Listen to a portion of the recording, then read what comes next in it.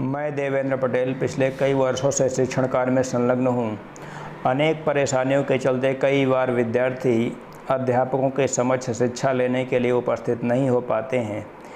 इस समस्या के दृष्टिगत मैंने YouTube पर एक नया प्लेटफार्म DPM क्लासेस के नाम से बनाया है, जिसमें विद्यार्थियों को क्लास के पैरेलल सारी सुविधाएं जैसे लेक्चर, नोट्स, एक्सरसाइज सॉल्विंग सब कुछ टोटल फ्री उपलब्ध कराया जा रहा है। इसका लाभ उठाएं। धन्यवाद। शुरुआत करता हूं मैट्रिक्स सेकेंड पार्ट की, और मैट्रिक्स सेकेंड पार्ट में हम बात करने वाले हैं यहाँ पे सबसे पहले कि किसी अवयव को यानी कि किसी मैट्रिक्स को यदि किसी अदिश राशि से या किसी रियल नंबर से अगर मल्टीप्लाई करेंगे तो मल्टीप्लिकेशन कैसे होगा। चूँकि इसके पहले पिछले पार्ट में आपने अवयवों का योग और अंतर आपने देख लिया है, तो यहाँ पे मैं बात करने वाला हूँ किसी अदिश का किसी अवयव से मल्टीप्लिकेशन। जैसे एक राशि लेट के और एक अवयव यहाँ पे ले रहा हूँ 2 - 4 0 3। ऑर्डर 2 का एक मैट्रिक्स यहाँ पे लिया जा रहा है और उसमें k से मल्टीप्लिकेशन करना है। तो यहाँ पर KA लिखा जाएगा। KA is equal to 2k - 4k 0 3k। इस प्रकार से किसी अदिश का किसी अवयव से मल्टीप्लिकेशन के नाम से पुस्तकों में ये हेडिंग दी जाती है। ऐसी कोई समस्या नहीं। जैसे अगर हमको ये A दिया गया है, अगर मुझे -3A कैलकुलेट करना है तो -3A क्या हो जाएगा, इससे आप समझ सकते हैं। 2 × -3 -3 × -4 यहाँ पे पहले से है। 0 × -3 और इस प्रकार से 3 × -3 ये है। -6 0 ये 12 हो जाएगा, ये -9 हो जाएगा। इस प्रकार से ये -3 की रिजल्ट निकल आया है। ऐसी कोई समस्या नहीं है। यानी कि किसी भी एक स्केलर क्वांटिटी या वेक्टर क्वांटिटी या फिर आप जाएं कि क्या नाम है रियल नंबर से इमेजिनरी नंबर से अगर किसी भी नंबर से किसी भी मैट्रिक्स में मल्टीप्लाई करते हैं तो सीधे सीधे ये नियम याद रखना है कि एवरी एलिमेंट में मल्टीप्लिकेशन करना पड़ेगा। ठीक, वो किसी भी ऑर्डर का मैट्रिक्स हो सकता है, उससे ऑर्डर से कोई फ़र्क नहीं पड़ता है। उसके बाद यहाँ पे बात करते हैं एक छोटे से एग्जाम्पल की।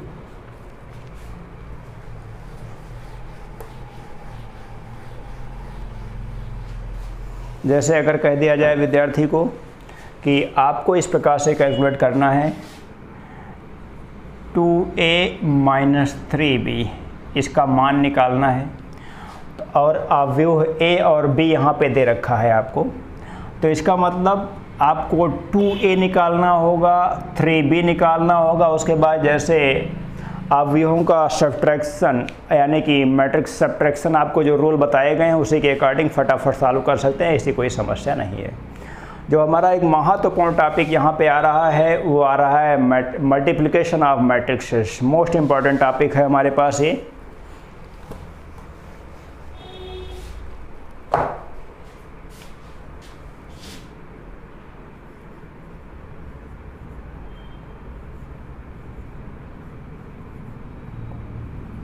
Multiplication of matrixes.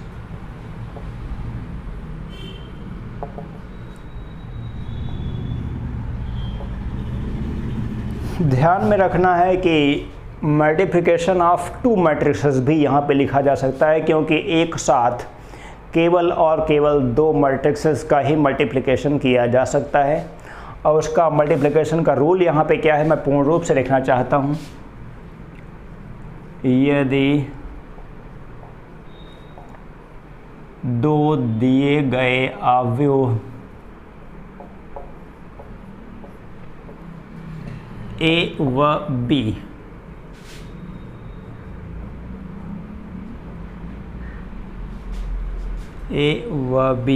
यदि 2 दिए गए अवयव A व B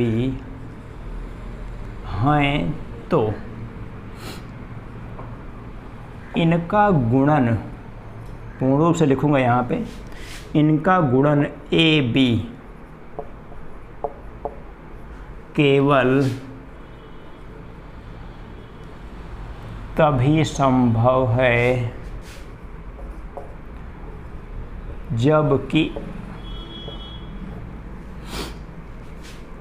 number of column in ए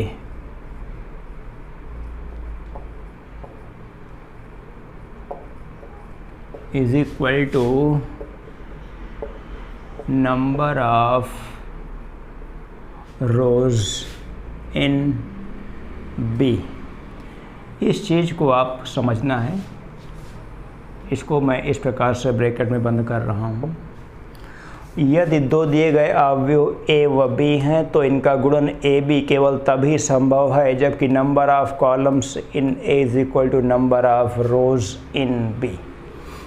अब यहाँ पे यदि ए बराबर A I J M cross N, यानी कि ये जो पहला अवयव है इसका ऑर्डर एम क्रॉस एन है, यानी कि इसमें नंबर ऑफ रोज एम है और नंबर ऑफ कॉलम एन है, और b इज इक्वल टू है यहाँ पे बी आई जे, इसमें n क्रॉस t कर देते हैं, यानी कि b में पंक्तियों की संख्या n है और इसके स्तंभों की संख्या t है। तो ए बी बराबर सी आई जे, इसका जो ऑर्डर हो जाएगा वो यहाँ पे और यहाँ पे इस प्रकार से। अगर ये सेम है तो मल्टीप्लिकेशन पॉसिबल है और ये चीज़ इनका ऑर्डर बन जाता है, यानी कि m क्रॉस t। ये बहुत ही अच्छी तरीके से आपको समझना है स्टूडेंट्स को। a is equal to A I J M cross n, यानी कि नंबर ऑफ कॉलम a में कितने हैं, n है। Number of rows in B, number of row B में कितने हैं, n है। तो इनका मल्टीप्लिकेशन पॉसिबल हो गया और जो इनका मल्टीप्लिकेशन a इंटू बी आया उसको मैंने सी आई जे से रिप्रेजेंट किया है, उसका ऑर्डर हो जाएगा m क्रॉस t। इस प्रकार से ये तो एक प्रकार से हम यहाँ पे पहला नियम आपको बता रहे हैं। इसी प्रकार से और नियम समझने हैं आपको। यदि a बराबर A I J P cross Q, B is equal to B I J Q cross S, यानी कि number of column in A Q है, number of rows in B Q है, तो इसका मतलब ए बी पॉसिबल है। यहाँ पे ए बी पॉसिबल है। This imply A B is equal to जो एक मैट्रिक्स आएगा सी आई जे, इसका ऑर्डर हो जाएगा, ये मैंने कहा P cross S, P cross S इसका ऑर्डर हो जाएगा इस प्रकार से। अब यहाँ पे समझने वाली बात है कि यहाँ पे ए बी तो पॉसिबल है लेकिन बी ए पॉसिबल नहीं है। बी ए में पॉसिबिलिटी के लिए यहाँ पे नंबर ऑफ कॉलम, यहाँ पे नंबर ऑफ रो के बराबर होना चाहिए। तो इस प्रकार से आपको समझना है कि पहले अवयव के कॉलम की संख्या दूसरे अवयव के पंक्तियों की संख्या अगर आपस में बराबर है तो उनका आपस में मल्टीप्लिकेशन पॉसिबल है, अन्यथा मल्टीप्लिकेशन पॉसिबल नहीं हो सकता। और मैट्रिक्स के मल्टीप्लिकेशन में बहुत सारी बातें आपको समझाने की आवश्यकता है। वन बाय वन सारी बातों की चर्चा यहाँ पे हम करने वाले हैं। आइए शुरुआत करता हूँ मल्टीप्लिकेशन की, और मल्टीप्लिकेशन होता कैसे ये भी आपको बताता हूँ। एक एग्जाम्पल है यहाँ पे, a इज इक्वल टू 1 2 3 4, इसका ऑर्डर है 2 क्रॉस 2, और यहाँ पे है b इज इक्वल टू, यहाँ पे ध्यान रखना एग्जाम्पल लिखते समय कि number of rose, number of column यहाँ पे 2 है, यानी कि यहाँ पर नंबर ऑफ रो जो है कि वो भी 2 बनाने हैं। 2 3 -5 0 4 3, इसका ऑर्डर हो जाएगा 2 cross 3। Number of column in A is equal to number of rows in B, यानी कि 2 2 मिल गया। और बाकी इसका ऑर्डर जो बनेगा वो 2 क्रॉस 3 का ऑर्डर बनेगा। इसको समझने की बहुत अच्छी यहाँ पे टेक्निक है हमारे पास। This imply A B is equal to first row first column, सबसे पहले इस प्रकार से मल्टीप्लिकेशन होता है, यानी कि 1 इंटू 2। अब यहाँ पे A11 है, यहाँ पे A12, A11 ये भी है, ये A12 है, यहाँ पे A21, इस प्रकार से मल्टीप्लाई करेंगे हम लोग। उसके बाद 1 इंटू 2 हो गया, फिर 2 into 0, first row first column, फिर फर्स्ट रो सेकेंड कॉलम, इस प्रकार से आते हैं, यानी कि 1 इंटू 3 प्लस 2 इंटू 4, फिर फर्स्ट रो थर्ड कॉलम आता है इस प्रकार से 1, यानी कि 1 इंटू -5 प्लस 2 इंटू 3, इस प्रकार से। इसका ऑर्डर 2 क्रॉस 3 होना चाहिए, यानी कि 2 पंक्तियाँ होनी चाहिए और 3 कॉलम होने चाहिए। आगे बढ़ता हूँ, इससे सेकेंड रो फर्स्ट कॉलम, इसी प्रकार से ये एरो यहाँ पे आप कर दीजिए, एरो केवल यहाँ पे कर दीजिए, बस ये आपको समझना है इस प्रकार से। ये 3 इंटू 2 प्लस 4 इंटू 0, यानी कि फर्स्ट रो फर्स्ट कॉलम, फिर सेकेंड रो सेकेंड कॉलम, यानी कि 3 इंटू 3 प्लस 4 इंटू 4। उसके बाद यहाँ पे सेकेंड रो और थर्ड कॉलम आने वाला है, यानी कि 3 इंटू -5 प्लस 4 इंटू 3। आप देख रहे हैं कि ये मल्टीप्लिकेशन कंप्लीट हो चुका है, इसको केवल सॉल्व करना है बस। 2 प्लस 0, यहाँ पे 6 प्लस 0, यहाँ पे 3 प्लस 8, यहाँ पे 9 प्लस 16, यहाँ पे -5 प्लस 6, यहाँ पे -15 प्लस 12। इसका order 2 cross 3 is equal to, यहाँ पे 2, 6, 11, 25, यहाँ पे बचेगा 1, यहाँ पे बचेगा -3। इसका ऑर्डर 2 क्रॉस 3 हो जाएगा। विद्यार्थी यहाँ पे सोचें कि क्या इसका B क्रॉस B इंटू ए भी निकाला जा सकता है? तो यहाँ पे B इंटू ए नहीं निकाला जा सकता है, कैलकुलेट नहीं किया जा सकता है। अगर सोचें कि B, यहाँ पे B का ऑर्डर जो है वो है 2 क्रॉस 3 और जो A का ऑर्डर है वो है 2 क्रॉस 2। हमने कहा number of column in first is equal to number of rows in second, तो यहाँ पर 3 है, यहाँ पे 2 है, यानी कि बी ए पॉसिबल नहीं है, B into A not possible, ऐसे लिख सकते हैं। मैट्रिक्स मल्टीप्लिकेशन में हम आपको एक एग्जाम्पल और कम से कम बताते हैं, उसके बाद तब एक्सरसाइज पे लेके चलेंगे, लेकिन ये नियम आपको पूर्ण रूप से याद होना चाहिए। एक एग्जाम्पल आपके सामने देना चाहता हूँ ऑर्डर 3 का, थोड़ा सा बड़ा बनता है लेकिन सीखना है आपको, यहाँ पे बहुत अच्छी तरीके से सिखाने की आवश्यकता है आपके लिए। एक एग्जाम्पल है, let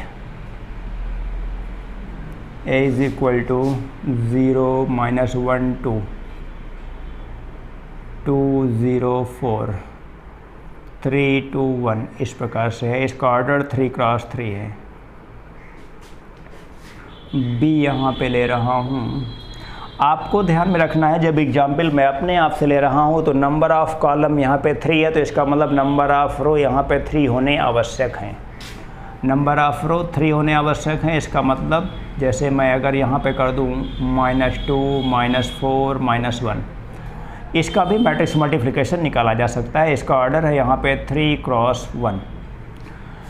number of column in A3 है, number of rose in B3 है, तो यहाँ पे AB का जो मल्टीप्लिकेशन होगा उसका ऑर्डर भी 3 क्रॉस 1 हो जाएगा।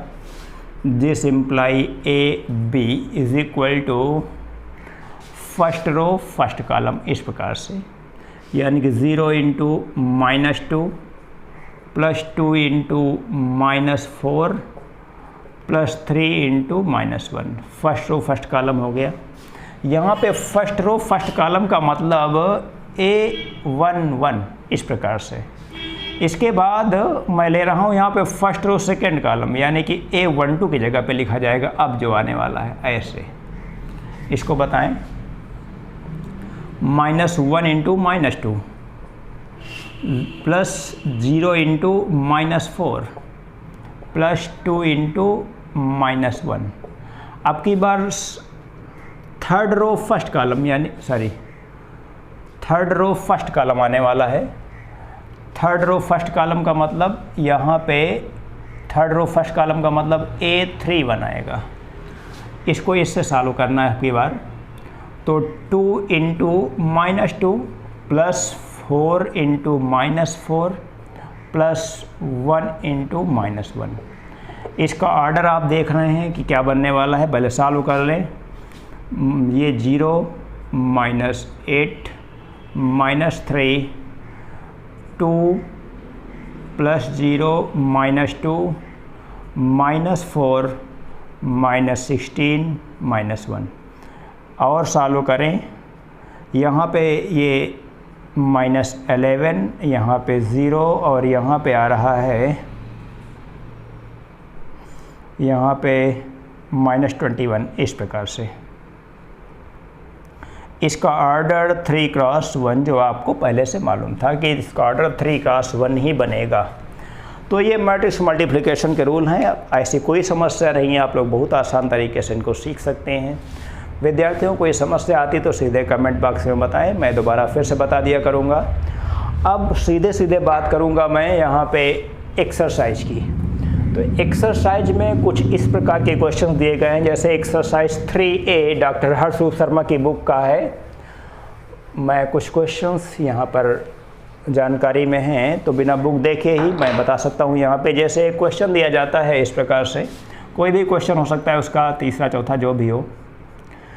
जैसे कहा गया है कि यदि एक मैट्रिक्स में 10 एलिमेंट्स हैं, कितने हैं? 10 एलिमेंट्स, देन ऑर्डर। तो इसका ऑर्डर क्या हो जाएगा? 10 एलिमेंट्स हैं तो इसका ऑर्डर क्या हो जाएगा? अगर 10 एलिमेंट्स हैं तो हम प्रयास ये करते हैं 10 के कितने फैक्टर हम बना सकते हैं, उतने ऑर्डर यहाँ पे बन सकते हैं, यानी कि उतने प्रकार के मैट्रिक्स बन सकते हैं। 10 को हम लिख सकते हैं 10x1 मैट्रिक्स लिख सकते हैं, 1x10 मैट्रिक्स लिख सकते हैं, और 2x5 मैट्रिक्स लिख सकते हैं, 5x2 मैट्रिक्स लिख सकते हैं। इसके अलावा कोई फैक्टर नहीं बनने वाला है। हाँ, दोनों प्रकार से बनता है, 2x5 5x2, इस चीज़ को ध्यान रखना है। अगर आपको, ये तो पहला एग्जाम्पल हो गया इसका। अगर मैं दूसरा दे रहा हूँ, कई सारे क्वेश्चंस आपकी बुक में दिए गए हैं। अगर एक मैट्रिक्स में 6 एलिमेंट्स हैं तो 6 एलिमेंट्स को लेके कितने मैट्रिक्स बनाए जा सकते हैं? तो यहाँ पे कितना था? 1 2 3 4, 10 एलिमेंट्स अगर आपके पास हैं तो इनसे आप अलग अलग 4 प्रकार के मैट्रिक्स बना सकते हैं। अगर आपके पास केवल 6 एलिमेंट्स हैं तो उनको लेके कितने मैट्रिक्स बनाए जा सकते हैं? 6x1, 1x6, 2x3, 3x2, इस प्रकार के मैट्रिक्सेस यहाँ पे बनाए जा सकते हैं, यानी कि 4 ये भी बनाए जा सकते हैं। और भी बहुत सारे मैट्रिक्स के क्वेश्चंस यहाँ पे दिए जा रहे हैं, कोई ऐसी समस्या नहीं है, सभी विद्यार्थी सॉल्व कर सकते हैं, बिल्कुल भी दिक्कत नहीं है। इसके बाद बात आती है आपकी बुक में, मैं देख रहा हूँ कि यहाँ पे कुछ क्वेश्चंस इस प्रकार से दिए जाते हैं, जैसे दिया जाए if A is equal to 1 4 3 1, B is equal to -1 2 3 1, then 3A + 4B, ये हमको कैलकुलेट करना है। तो 3A + 4B, पहले आप 3A कैलकुलेट करेंगे, यानी कि इस मैट्रिक्स A के एवरी एलिमेंट में हम 3 से मल्टीप्लाई करेंगे तो 3A कैलकुलेट होगा। उसके बाद अगर B मैट्रिक्स यहाँ पे दिया गया है उसमें 4 से गुणा करेंगे सभी एलिमेंट्स में तो 4B बनेगा। उसके बाद करस्पॉन्डिंग एलिमेंट्स को यहाँ पे हम लोग ऐड कर देते हैं। इसको आप लोग सॉल्व करेंगे। पहली एक्सरसाइज की और क्वेश्चंस एक बार बुक में देख लेता हूँ, तब आपको बताता हूँ कि किस प्रकार से सॉल्व किया जा सकता है। इस क्वेश्चंस पहली एक्सरसाइज के हैं, आप जरा इनको ध्यान दीजिए। क्वेश्चन नंबर 6 है aij is equal to 1/2 -3i + j, तो एक 3x4 आव्यूह की रचना करना है। तो 3x4 अवयव यहाँ पे बहुत आसान है बनाना, बहुत ही एक प्रकार से कोई समस्या नहीं आती है। Let A is equal to 3x4 का मतलब इसमें 3 पंक्तियाँ और 4 कॉलम होने चाहिए। 3 पंक्तियाँ का मतलब A11, A12, A13, A14। अब इसमें 4 कॉलम हो गए, A21, A22, A23, A24। इसी प्रकार से A31, A32, A33 और A34। ये सभी NCERT के प्रश्न हैं, इनको विद्यार्थी बहुत अच्छी तरीके से समझेंगे। इसका ऑर्डर आप देखें कि 3 पंक्तियाँ हैं और 4 कॉलम है, यानी कि 3x4 इसका ऑर्डर है। अब कोई ऐसी समस्या नहीं है, क्योंकि मैं आपको बता चुका हूँ कि A11 का मतलब इसका फर्स्ट एलिमेंट 1 I और सेकेंड एलिमेंट भी 1 J की जगह पे काम करेगा। उसके बाद यहाँ पे A12 का मतलब यहाँ पे है कि A11 का मतलब 12 का मतलब I 1 है और J 2 है। इसके बाद A13 का मतलब इसी प्रकार से सब आगे सॉल्व करता हुआ चला जा रहा हूँ, आप समझने का प्रयास करें। Now A11 is equal to 1/2 -3 × 1 + 1। ये मॉडल्स के अंदर की वैल्यू है, निगेटिव यहाँ पे एक्सेप्ट नहीं की जा सकती है, समझना है हमको। ये -3 + 1 यानी कि ये हो जाएगा -2, यानी कि 1 आता है रिजल्ट। A12 की वैल्यू आप बताएं। A12 यहाँ पर 1/2 है पहले तो, और यहाँ पे I की जगह पे 1 है, यानी कि -3 × 1 और प्लस J का मतलब है 2। सॉल्व करता हूँ, 1/2 और ये हो जाता है -3 + 2 यानी कि 1, ये सॉरी -1 आ रहा है, लेकिन सीधे सीधे 1/2 मिलेगा ये। उसके बाद आता है यहाँ पे A13 की वैल्यू, इसी फार्मूले पे रखना है, यानी कि I is equal to 1, J is equal to 2। I is equal to 1, J is equal to 3, A13 निकाल रहा हूँ। तो यहाँ पे हो जाएगा -3 × 1 और प्लस J की जगह पे हो जाएगा 3, यानी कि हो जाएगा ये -3 + 3 देखिए 0 दे रहा है। उसके बाद A13 हो गया, A14 अभी आने वाला है, A14 यानी कि I इज इक्वल टू 1 और J इज इक्वल टू 4। पूर्ण रूप से स्टूडेंट्स यहाँ पे सॉल्व कर सकते हैं।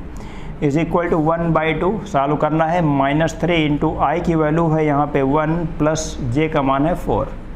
तो फाइनली यहाँ पे मिल रहा है -3 + 4 यानी कि 1/2 फाइनल। इसी प्रकार से आप और आगे की वैल्यूज़ भी कैलकुलेट कर सकते हैं, यानी कि A21, A22, A23, A24, A31, A32 सारी वैल्यूज़ आप कैलकुलेट करेंगे। लेकिन जब आपको मैट्रिक्स रिप्रेजेंट करना है यहाँ पे, तो इसी वैल्यूज़ की जगह पे फिर से मान रखना है, जैसे कि मैं यहाँ पे थोड़ा सा लिख रहा हूँ। This imply A is equal to A11 की वैल्यू आपने बताई है 1 है, A12 की वैल्यू आप बता रहे हैं 1/2 है, A13 की वैल्यू आप बताएं 0 है, और A14 की वैल्यू आप बता रहे हैं 1/2 है। इस प्रकार से उसके बाद यहाँ यहाँ यहाँ और इस प्रकार से हमने आपको 4 एलिमेंट्स कैलकुलेट करके दिखा दिए हैं। अभी आपको 4 यहाँ पे और 4 यहाँ पे, यानी कि कुल मिला के 8 एलिमेंट्स को कैलकुलेट करना है इसी प्रकार से। उम्मीद करता हूँ कि आपको कोई समस्या नहीं होगी, बहुत अच्छा होगा सब कुछ। आगे बात करते हैं, ये 8D क्वेश्चन नंबर 8D एक क्वेश्चन है आपकी बुक में, डॉक्टर हर्षरूप शर्मा की मोस्ट परफेक्ट बुक में। दिया गया समीकरण निकाय इस प्रकार से, तो इसके x, y और z की वैल्यू कैलकुलेट करनी है। बड़ा आसान है। हमसे कहा गया है कि ये मैट्रिक्स ऑर्डर 2 का है, ये मैट्रिक्स ऑर्डर 2 का है, इन दोनों मैट्रिक्स सेम है, ये निशान सेम मैट्रिक्स का दिखाया गया यहाँ पे। उसके बाद कहा गया x, y और z की वैल्यूज़ कैलकुलेट करनी है। तो यहाँ पे कॉरस्पॉन्डिंग एलिमेंट्स को कंपेयर करते हैं हम लोग, लिख देते हैं यहाँ पे संगत पदों की तुलना करने पर, संगत पदों की तुलना करने पर। संगत पद यहाँ पे कौन से हैं आप जरा समझने का प्रयास करें। x + y = 6, ये तो 2 है, कांस्टेंट है, इससे कोई मतलब नहीं है हमारा, इससे कोई मतलब नहीं है। 5 + z = 5, यहाँ पे लिखा गया है, एक इक्वेशन नंबर 1 है, 5 + z = 5, यानी कि यहाँ पे z = हो जाएगा 0। अगला एक कंडीशन और दी गई है यहाँ पे x y is equal to 8। ये इक्वेशन नंबर 2 आप मान सकते हैं। ये दो इक्वेशन है, इनको सॉल्व करना फिलहाल बता देता हूँ। समीकरण 1 से y बराबर 6 माइनस एक्स, समीकरण 2 में रखने पर इस प्रकार से हो गया है। दिस इम्प्लाई एक्स वाई की जगह पे आपने कहा कि 6 minus x is equal to 8। पूरे इक्वेशन को राइट हैंड साइड में सीधे मल्टीप्लिकेशन से ले चलें तो ये हो जाएगा x square minus 6x plus 8 is equal to 0। इसको और अधिक चालू करेंगे तो फैक्टराइजेशन आप जानते हैं, x square minus 2x minus 4x plus 8 is equal to 0। x तो x माइनस 2 और माइनस का 4 कॉमन लेंगे तो x माइनस 2 इस प्रकार से हो गया। दिस इम्प्लाई x माइनस 2 और x माइनस 4 इक्वल्स टू 0। यहाँ से आपको मिल रहा है x is equal to 2 and 4। दोनों वैल्यूज़ यहाँ पे एक्सेप्टेबल हो सकती हैं, कोई ऐसी समस्या नहीं है। अगर आप x इज इक्वल टू 2 लेंगे तो this imply y is equal to क्या मिलेगा, y इज इक्वल टू 4 मिलेगा। अगर आप 4 लेंगे तो 2 मिलेगा। इस प्रकार से x, y और z सब की वैल्यूज़ आपने कैलकुलेट किया है। विद्यार्थी इनको नोट कर लें, बहुत आसान से हैं ये सवाल, कोई ऐसी समस्या नहीं आती है। इनको नोट करते हैं तो एक क्वेश्चन आपका और जो एनसीईआरटी का प्रश्न है आपको बताता हूँ, लेकिन इसको पहले नोट करें। ये क्वेश्चन नंबर 32 आपकी बुक का है, एनसीईआरटी की क्वेश्चन दिया गया है आपकी बुक में, और ये 2019 या शायद 20 में भी पूछा गया है ये क्वेश्चन आपके बोर्ड एग्जामिनेशन में, यूपी बोर्ड में और सीबीएसई में भी ये क्वेश्चन अक्सर पूछे जाते हैं। तो आइए बताता हूँ कि fx आपके पास है, यहाँ पे fy निकालना आपके लिए बिल्कुल आसान है, कोई ऐसी समस्या नहीं है। बस जहाँ जहाँ पे x है वहाँ पे आपको y से रिप्लेस कर देना है। उसके बाद जो प्रूफ करके देना है वो fx प्लस y देना है, यानी कि cos x plus y sine x plus y minus sine x plus y cos x plus y 0 0 0, यहाँ पे 1 है। इस प्रकार से डेरिवेशन का फाइनल रिजल्ट देना है, लेकिन पहले fx इंटू fy आपको कैलकुलेट करना है। तो यहाँ पे बहुत आसान है। सबसे पहले fx तो आपके पास है ही, लेकिन साइड बाय साइड लिखना पड़ेगा समझाने के लिए आपको कैलकुलेशन यहाँ पे। तो पहले मैं लिख रहा हूँ यहाँ पे fx cos x sin x 0 minus sine x cos x 0 0 0 1। और यहाँ पे आपको लिखना पड़ेगा fy is equal to, space है हमारे पास पर्याप्त, यहाँ पे हो जाएगा cos y, यहाँ पे हो जाएगा sin y 0 minus sin y cos y 0, यहाँ पे 0 0 1। मैट्रिक्स मल्टीप्लिकेशन से आप पहले ही फैमिलियर हो चुके हैं, यहाँ पे ऐसी कोई समस्या नहीं है, सब कुछ बहुत अच्छा है, कोई दिक्कत नहीं होगी। शुरू करूँगा यहीं से मल्टीप्लिकेशन को। फर्स्ट रो फर्स्ट कॉलम, मेरी भाषा में याद कर लें इसको पूर्ण रूप से। फर्स्ट रो और फर्स्ट कॉलम का मल्टीप्लिकेशन ऐसे करता हूँ, ध्यान दीजिए। आइए इधर चलता हूँ। This imply fx into fy is equals to cos x into cos y, cos x cos y, यहाँ पे माइनस साइन x साइन y, माइनस साइन x साइन y, प्लस आगे 0 0 दे देगा, क्योंकि आप जानते हैं इसका यहाँ पे 0 हो जाएगा। लिखना चाहें तो लिख सकते हैं ऐसे। उसके बाद फर्स्ट रो सेकेंड कॉलम पे आते हैं। फर्स्ट रो सेकेंड कॉलम यानी कि cos x minus sine y, cos x यानी कि minus cos x sine y हो जाता है मल्टीप्लिकेशन। यहाँ पे cos x minus sine y और यहाँ पे इसका इससे मल्टीप्लिकेशन हो रहा है, यानी कि minus sine x cos y, minus sine x cos y plus आगे 0 दे रहा है। यहाँ पे फर्स्ट रो का थर्ड कॉलम से मल्टीप्लिकेशन होगा तो कुल मिला के केवल और केवल 0 देने वाला है ये। इस प्रकार से आप फिर से समझ लीजिए, जब हमने फर्स्ट रो का फर्स्ट कॉलम मल्टीप्लिकेशन किया तो cos x cos y, ये आपके सामने है cos x cos y minus sin x sin y, आगे 0 हो जा रहा है ये इस प्रकार से। उसके बाद बात करने वाला हूँ यहाँ पे सेकंड रो फर्स्ट कॉलम की, यानी कि इस प्रकार से। तो sin x cos y यहाँ पे दे रहा है sin x cos y, आगे plus cos x sin y plus cos x sin y, फिर सेकेंड रो सेकेंड कॉलम यानी कि minus sin x sin y minus sin x sin y और plus cos x cos y plus cos x cos y, और उसके बाद second row third column करूँगा तो वो भी 0 बना देगा इस प्रकार से।